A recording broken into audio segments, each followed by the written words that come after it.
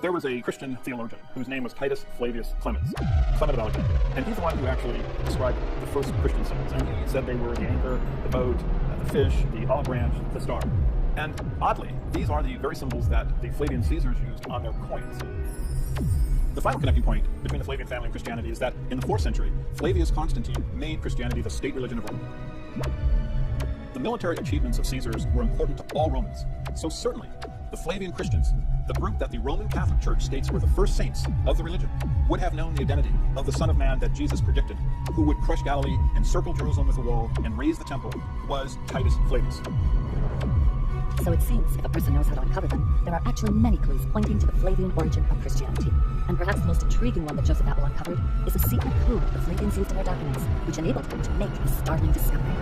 So the Romans had the Jews' scripture locked up inside their imperial court, and they studied it. And what they discovered was that there was a unique literary code hidden in the text. This hidden code, which was common in Jewish scripture, was used by the Flavian literary team to place passages into the Gospels that had to be deciphered to be understood. This hidden literary technique is known as typology. Typology is used throughout the ancient Hebraic literature, and it's a genre that is really no longer understood or used today. But simply put, typology is using events from the past to provide form and context for subsequent ones. What we're talking about is stereotypic. In other words, there's an idealized prototype which shows certain characteristics or performs in certain ways. For instance, one of the things I do is then take an old story and I retell it in a new form. And they superimpose contemporary history on old stories. And I create these multi-layered texts. In Hebraic typology, texts were designed to be read in comparison to one another, or intertextually. And in doing so, a meaning that would not be visible in the surface narration would become apparent to someone who understood the typological connection between the stories. Hebraic typology connects prophets. Events in the life of one prophet are placed into the life of a subsequent prophet. And this shows that there's a divine pattern established by God connecting his prophets to one another. The Gospels actually show how we can decipher for ourselves this hidden code in typology that was used to create Jesus' story. At the very beginning of the Gospels, there's a primer of this typology. What the author of Matthew has done is take events from the Old Testament and place them into the life of Jesus. These events occur in the same sequence in the story of Jesus as they occur in the Old Testament. Numerous Bible scholars have already identified the following patterns. Both stories have a patriarch named Joseph who travels from Israel to Egypt, a ruler who massacres innocent boys, a divine character who states that all the men are dead who sought your life, and then a return to Egypt to Israel. This is followed by events which have passage through water. In the Old Testament, the Israelites pass through the Red Sea. In Matthew, Jesus is given a baptism in which he passes through water. We then travel into the wilderness. The Israelites are in the wilderness for 40 years. Jesus goes into the wilderness for 40 days. Finally, we have the 3 temptations. In the Old Testament, we have the temptation by bread, the statement to not tempt God, and the commandment to worship God. These appear again in Matthew, where Jesus is tempted by bread, tells the devil not to tempt God, and instructs him to worship only God. Therefore, when you compare the life of Jesus with the life of Moses, you see a link that shows that the character in the Gospels was divinely connected to the character in the Old Testament. The life of the first Savior of Israel, Moses, foresaw the life of Jesus, who is now claiming to be the next Savior of Israel. To understand the rest of the Jesus story and the ultimate story, we simply need to know that the same system of parallel names, locations, and concepts occurring in the same sequence is used to connect Jesus in the Gospels to Titus, of Josephus. Our scholars explain this Gospel typology in the following 3 examples. Jesus comes to the Sea of Galilee at the beginning of his ministry. He gathers his disciples to him and he says, "Do not be afraid, follow me and become fishers of men." In the Gospel of Luke, Jesus actually says catchers of men. Titus comes to the same location, to the Sea of Galilee. He gathers his troops, his disciples, together and he says, "Don't be afraid." And then he leads them. They follow him. And they attack a group of Jewish rebels. They sink the Jews' boats. The Jews attempt to swim to safety, and the Romans use their spears to catch them. They become fishers of men. The match isn't exact, but we should never expect it to be exact. It's simply a type which is repeated across the whole of the New Testament. Jesus is constantly dealing with devils. Josephus also deals with devils, but Josephus defines who these devils are. He states that the devils are those individuals who have a rebellious spirit and rebel against God. At Gadara, Jesus encounters one man who has a legion of demons inside his mind. They then are driven out by Jesus. They infect a herd of swine, and then the herd rushes wildly into the water. This is a parallel to Titus' battle at Gadara, where one individual infects an entire legion of Jews with his demonic spirit, and then that group in turn infects another group, and this combined group is driven by the Romans into the sea. what's being suggested here is that this story that we find in the Gospels is in some way sort of like a grim parable about military events. It's sort of like a bit tongue-in-cheek, I think. The Romans had a vicious sense of humour like this, a very black sense of humour. In the medieval text that I've studied, which is called the Gospel of Barnabas, when you read that story, the way it's presented is in an unsophisticated form, that is to say, it's sort of being decoded in some ways, and it becomes clear that what we're talking about here are the Jewish rebels chased into the sea, and they drown in the sea. In the Gospels, these are presented as peace.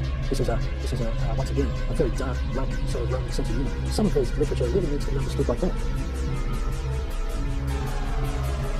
In Josephus' biography, he describes when he was in the entourage of Titus during the closing stages of the siege of Jerusalem, he chanced upon 3 of his friends who were being crucified. And he pleaded with Titus for their release. And Titus gave that permission, and the 3 figures were removed from the cross. 2 of them died, and 1 revived.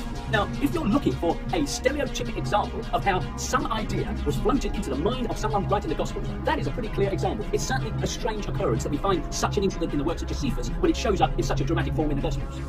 In the Gospels, Joseph of Arimathea asked the Roman commander to take Jesus down from the cross. In Josephus' history, Joseph Bar Matthias asked the Roman commander to take someone down from the cross. Arimathea is a pun on Josephus' last name, Bar Matthias. When you read our sources really carefully, and you have to do it really, really carefully, because they didn't spell it out for us. It's effectively very well hidden. We have to understand that our literature, a lot of our literature is essentially propaganda. The Romans are not writing objective history, and all of our literature has been through Roman filters. Perhaps that's the significance of the Dead Sea Scrolls, but this is literature that hasn't been through the Roman filters. It's important to realize that Josephus wrote in an era when allegory was regarded as a science. Educated readers were expected to be able to see another meaning in religious texts than the one that appeared in the surface narration. We're dealing with Roman literature on the one hand and Jewish literature on the other, and it has to be said that in both cases, they're much more sophisticated, much more multi-layered, and elusive, and much trickier than modern readers suspect. No, it's not a simple literature. It's very, very complex, allegorical literature that indulges in the literary games that the Romans play. The more you understand about Roman literature in this period, and then you place the Gospels and other Christian literature in that same milieu, you can start to see the games that are being played in that literature. Now, these parallels have been seen very common, but what they fail to notice is that they occur in the same sequence, and thereby they create a typological pattern.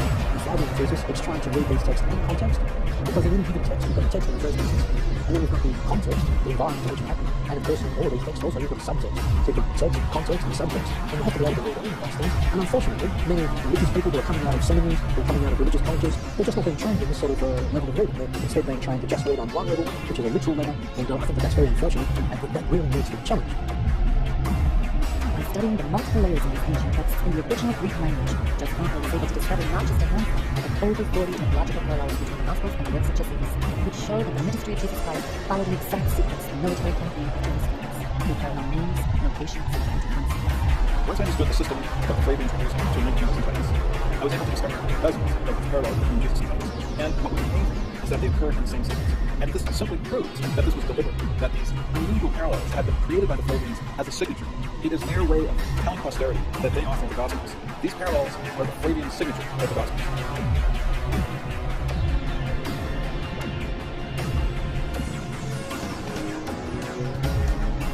Both Jesus and Titus began their campaigns at the Sea of Galilee, and then go into the Galilean countryside, followed by a journey to Jerusalem. Once they reach the city's outskirts, they pause for a period before they enter. Finally, they leave the city where their campaigns come to an end. To catalog these parallels, I gave each one a unique name that related to the concept in that particular parallel set. Starting in Galilee, each of these are episodes that occurred both in the gospel story of Jesus and in the history of Titus' military campaign.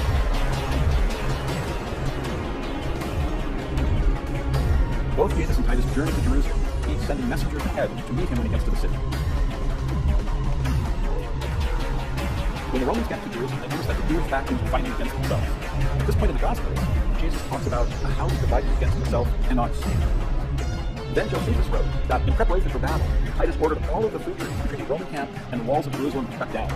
At this point in the Gospels, Jesus states that if a fruit tree does not bear good fruit, cut it down.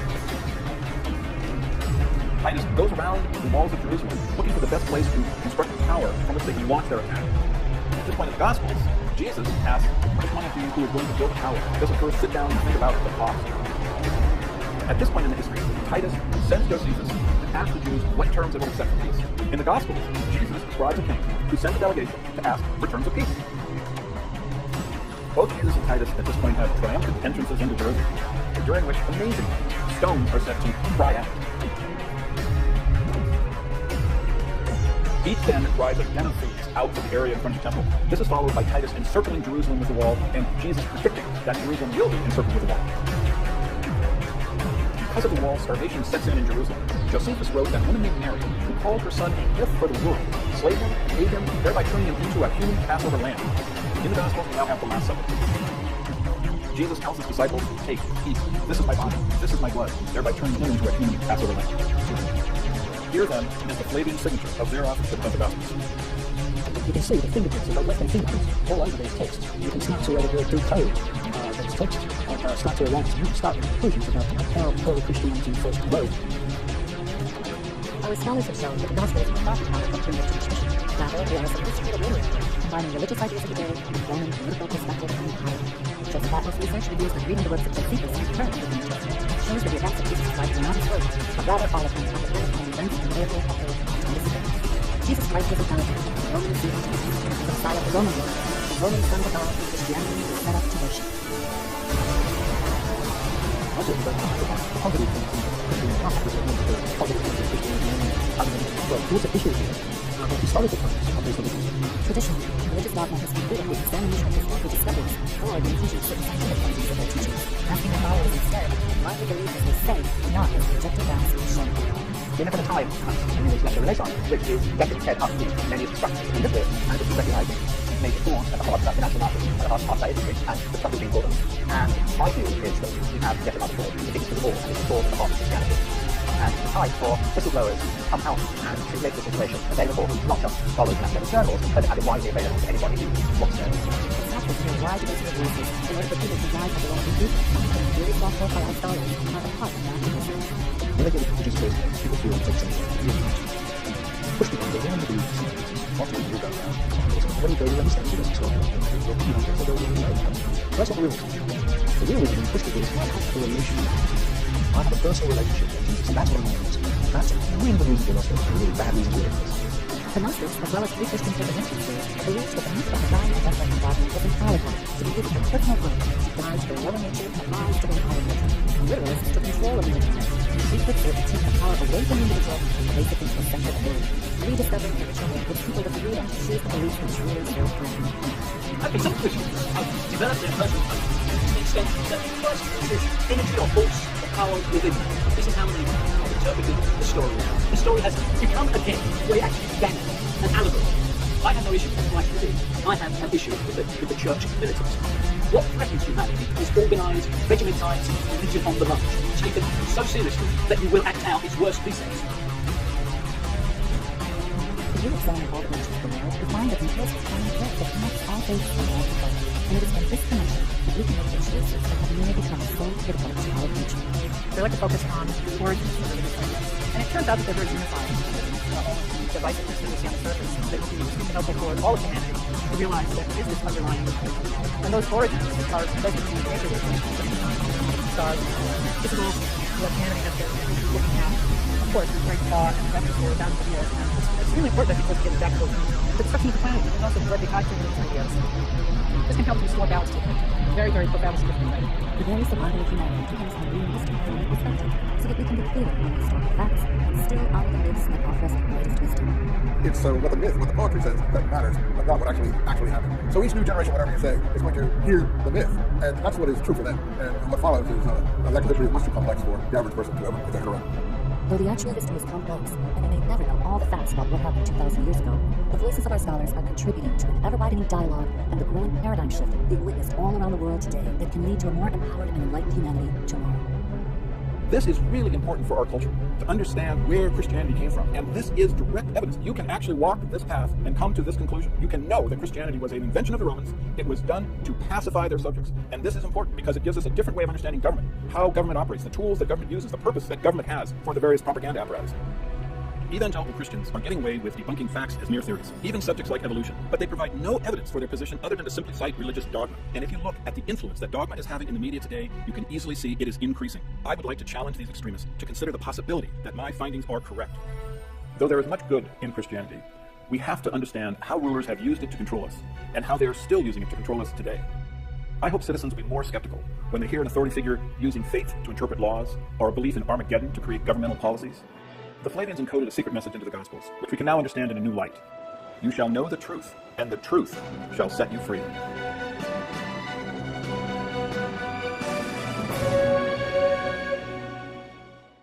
I like you and have no reason not to. I like you and have no reason not to.